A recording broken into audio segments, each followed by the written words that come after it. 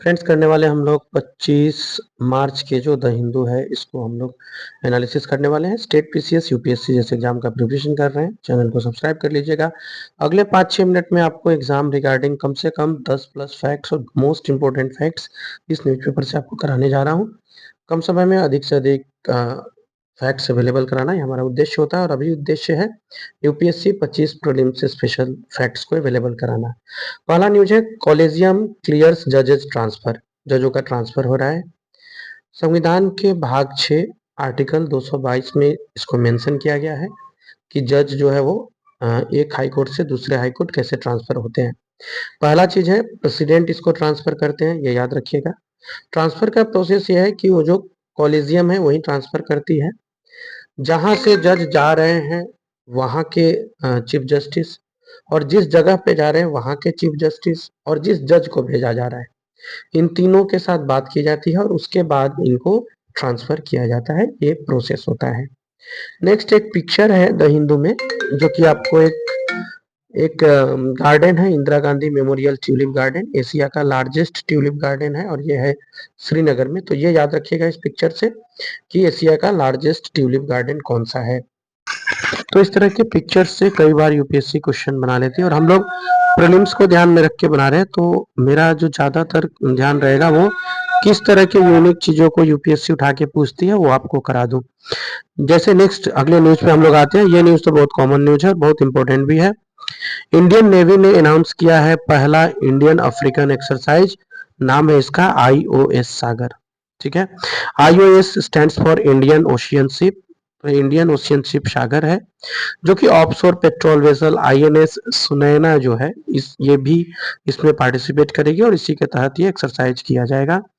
5 अप्रैल से 8 मई तक के बीच ये अभ्यास होंगे, एक तरह के युद्ध अभ्यास होंगे जो अफ्रीका के नेवल और इंडिया के नेवल मिलिट्री के द्वारा किया जाएगा।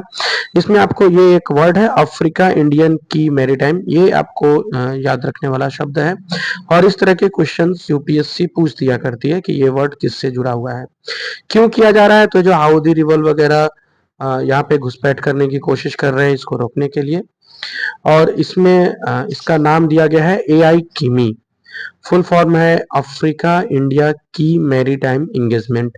तो इस एआई से आर्टिफिशियल इंटेलिजेंस में कंफ्यूज मत होइएगा, इसे नोट डाउन भी कर लीजिएगा आने वाले अपकमिंग एग्जाम्स के लिए, यूपीएससी के लिए बहुत इंपॉर्टेंट होगा ये। आईओएस सागर जो है एक इनिशिएटिव है कंटिन्यूड कोऑपरेशन को बनाए रखने के लिए आईयूआर नेशंस के लिए। ठीक है, इंडियन ओशियन रीजन्स होता है आईयूआर का फुल फॉर्म। आईएनएस सुनैना ये इसमें याद रखिएगा। तो ओवरऑल ये इतना फैक्ट्स है जिसको आपको एग्जाम में पूछा जा सकता है। यहाँ पे आपको कुछ हाईलाइटेड चीजें जिसे आप चाहे तो पढ़ सकते हैं। नेक्स्ट हम लोग आते हैं, glacier losing ice eight record levels around the globe, और यहाँ पे एक ग्लेशियर का नाम है। इस तरह की चीजें यूपीएससी खूब पूछती है, तो आप इसको नोट डाउन कर लीजिएगा। ये जो नाम है पास्तोरूरी ग्लेशियर, ये पेरू में है। पास्तोरूरी ग्लेशियर पेरू में है और ये ग्लेशियर अब एक्सटिंक्ट हो रही है, एक्सटिंक्ट हो चुकी है। आइस फील्ड इसके जो है वो खत्म हो रहे हैं, इसलिए ये खतरे में है। और इस तरह के ग्लेशियर्स के बारे में यूपीएससी बहुत बार क्वेश्चन पूछी हुई है, अगर आप पीवाईक्यू देखेंगे तो, या इस तरह के चीजों से बहुत क्वेश्चंस बनाती है यूपीएससी। नेक्स्ट है आपको, इंडिया ने एंटी डंपिंग ड्यूटी लगाया है चाइनीज गुड्स पर, 5 साल के लिए लगाया है। तो ये एंटी डंपिंग कर ये आपको इकोनॉमी में पढ़ना है, इंडियन इकोनॉमी में, क्योंकि हमारे जो लोकल मैन्युफैक्चरर है वो भी सेम सामान को बना रहे हैं और उनका कॉस्ट अधिक आ रहा है और चाइना उसको कम दाम में यहाँ बेच रहा है। इससे हमारा जो लोकल मैन्युफैक्चरर है वो प्रभावित होता है। तो उस लोकल मैन्युफैक्चरर को नुकसान नहीं हो इसके लिए एंटी डंपिंग ड्यूटी लगाई जाती है।